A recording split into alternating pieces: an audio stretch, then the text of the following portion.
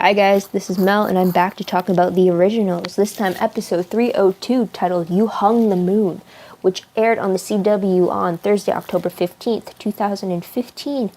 And I gotta say guys, a lot of stuff happened in, I guess, over the 2 days for them, I think it was. But before we get started, just a reminder that if you have not watched the episode, do so before you continue with this video. I'd hate for my own thoughts and opinions to change your outlook when you see the episode for yourself. So go watch it first, make your own opinions about it, and then come back and watch my video. See if we notice the same things, or if you picked up on something that I haven't, or vice versa.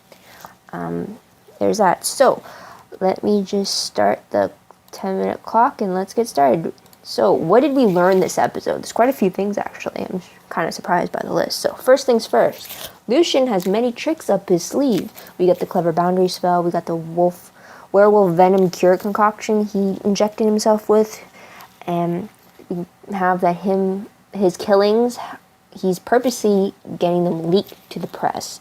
I mean, there's truly something going on with him, and he truly has many resources up his sleeve, so there's that. Second, custody battle for Hope started when Haley confronted Klaus. It's a long time coming for these two, and I thought it was done very well, especially for them. Definitely punches were thrown, that's for sure.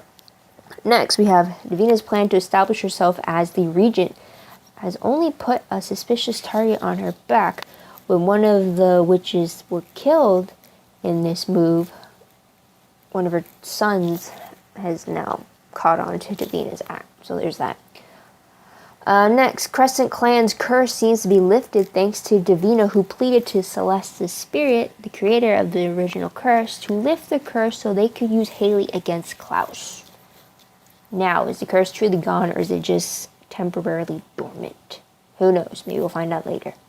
Next, Freya confirms to Klaus and Elijah that there is a prophecy about their demise, and it will be done by a friend, a foe, and by family. I'm guessing one scenario for each of the Michelson Sire lines. So that's not a comforting thought. Foe, it's expected, but friend and family, yikes. Next thing, we learn that Detective Kinney is onto the fact that the O'Connell family is really caught up in many crimes, I guess you can say. Either they're the cause of it, like in the form of Cammie's twin brother killing all those people at the church, or they are trying to clean it up. Either way, Detective Kinney seems like he wants to protect Cammie. Don't know if he has other motives behind that, but so far that's all we got. Last thing we learn, or that I can think of that we learned, is that apparently there is something wrong with Aurora, and it seems like her brother Tristan is trying to lock her away to keep her safe until she's better. Seems very Klaus-like to me. So, most shocking moment of the episode, I'm going to have to say that the Crescent Curse having me lifted so quickly was a shocker for me. But then again, for the characters, it's already been 6 months for them, so I guess it's not really too quickly for them. But as a viewer, it seems quickly since we're only 2 episodes into the new season. So there's that.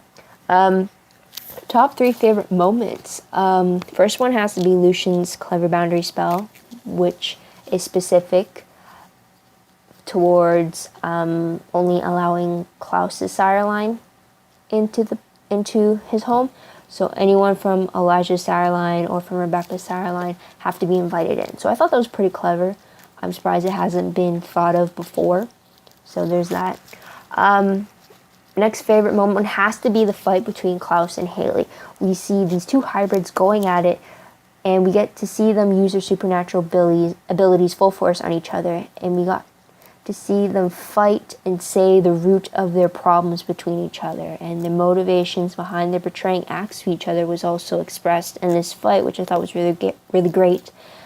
And we even get Klaus being the one to stop fighting, and because of this, Haley kind of stops because her anger dies down. She kind of wants him to fight her, so she has justification for fighting him back, but when he doesn't lay a hand on her and takes her hits, she kind of dies down in her attacks.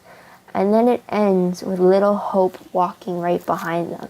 And I just found that perfect to have it end like that, to have them both present for this monumental moment for Hope walking, was just a perfect hybrid family moment.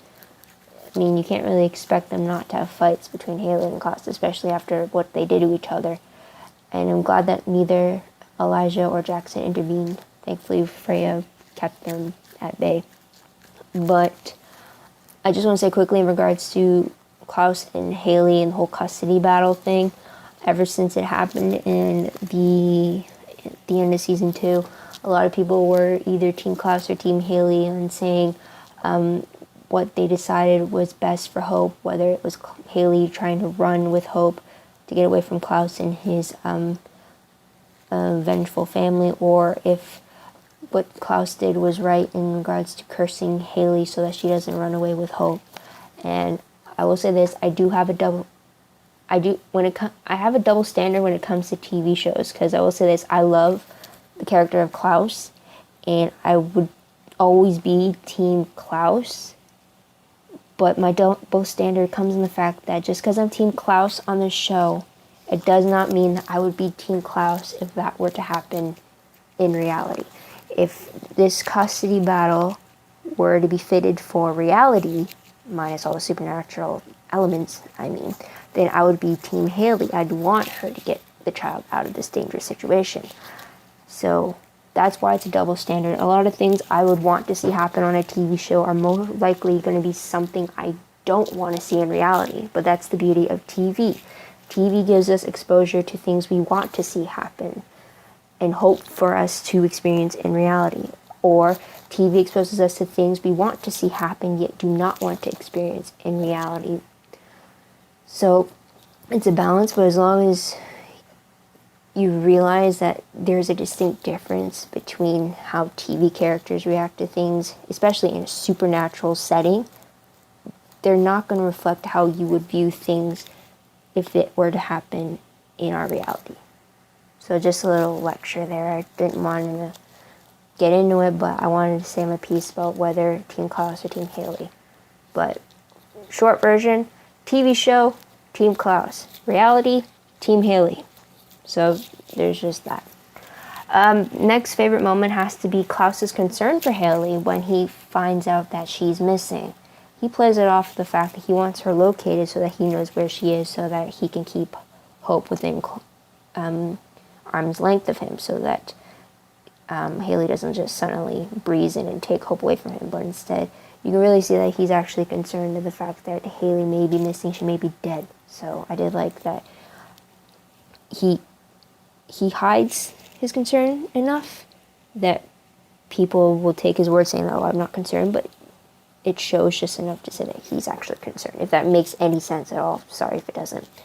Next favorite thing, it's an extra, is that the team up between Elijah and Jackson when they went to confront Lucian. That was pretty clever, especially when Elijah can't get into Lucian's apartment, so Jackson storms right on in and bites Lucian, infecting him with the werewolf bite. So that was pretty clever. And top 3 peeved moments. First one, Camille indirectly asking Klaus to kill his friend Lucian in order to stop the killings. I mean, at this point, she only speculates that Lucian's the serial killer. It's a point on prediction, but she doesn't know that. What I didn't like about that moment is that she's expecting Klaus to betray his oldest friend. Forget the fact that they're vampires, and forget the fact that they are killers. What I did not like was the fact that Cammy was asking Klaus to stop one of his oldest friends just because she asked. It kind of reminded me of Vampire Diaries episode 213 when Elena was trying to coerce Damon to do the right thing, and he called her out on it. He said, just stop doing that, stop thinking that just because you asked me to do something, I'm going to do it. Like, stop asking me to be the better man just because you asked me, you think I'm going to do it. So it reminded me of one of those scenarios, and that's why it kind of bugged me. Next peeve was just basic questions surrounding Lucian, Tristan, and Aurora. They're I'm not surprised I have that irritation because it's still the beginning of the season. There's supposed to be questions surrounding them. It's supposed to make you want to watch more to figure out what those answers are. So I'm not surprised by it. So I just needed to put something in, really. So what will I remember most about this episode? The fight between Klaus and Haley, which ends up with Hope walking for the first time. So that's going to be the big reminder for me. So, random questions. First one. Now that Freya has confirmed to Klaus and Elijah that the prophecy is true, what are they going to do about it? I mean, we better see them call Rebecca first to warn her, but what are they going to do about it since they're kind of still at odds with each other? Well, Elijah definitely hasn't forgiven Klaus, for sure. So there's that. There's my timer. I'm definitely not keeping track today. It's a real bummer. So, next question, quickly. Do you think the rest of the supernatural world knows that Freya Michelson exists?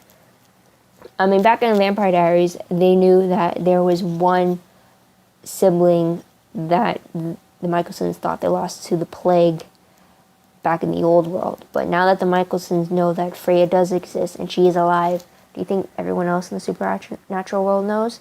I mean, they know about Hope. And they know about the Saga lines, so what about Freya? If that's the case, if they do, will they ever target her because of it? Don't know, got to find out. Next question, what does Lucien gain by publicizing his latest killings in New Orleans in the very specific way he's doing it? I mean, why does he want to draw attention to himself like that? Well, not necessarily to himself, since no one knows, but why does he want people to have their attention on these specific killings? So there's that. And another one would be, what is wrong with Aurora? I got the impression that she may be a little bit crazy in the head. Maybe that's why she's being locked away in a temple. Or maybe she's unstable in the fact that she can flip on a dime or something. But there's something up with that relationship between those siblings for sure. So there's that. Last question. Do you think Detective Kinney knows more about what's going on in the city than he initially told Cammy about? We definitely know he's suspicious, but how much does he actually know is going to be the question. So, quickly, predictions. They are, 1, Lucien plans better be revealed soon.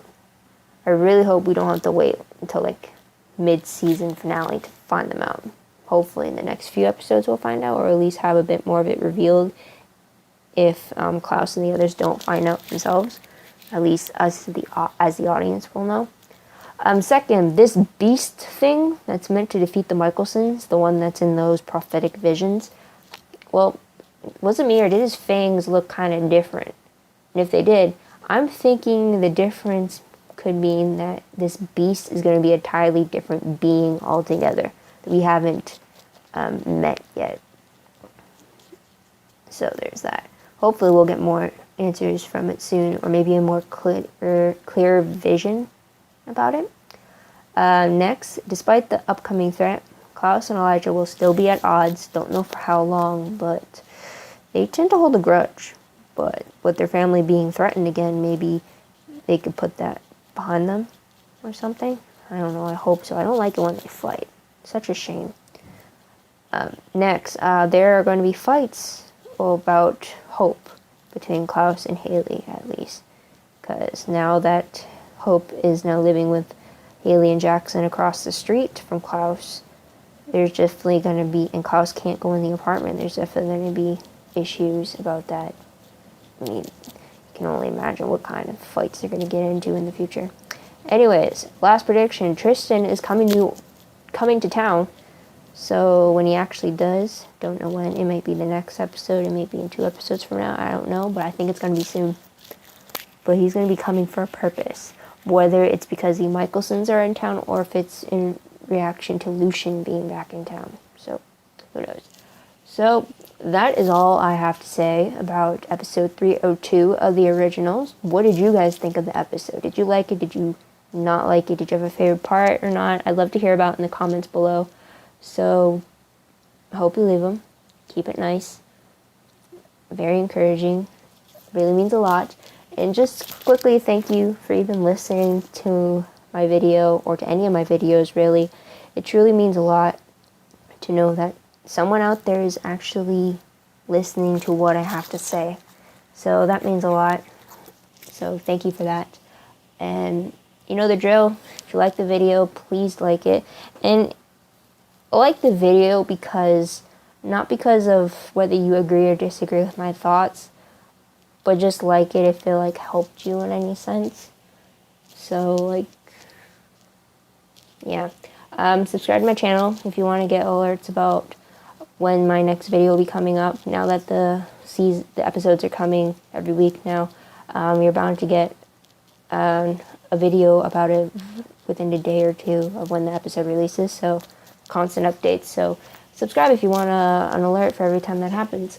Don't forget to check out my other videos if you haven't done so already. I started a Walking Dead series for it, so I only have one video up for that, 601.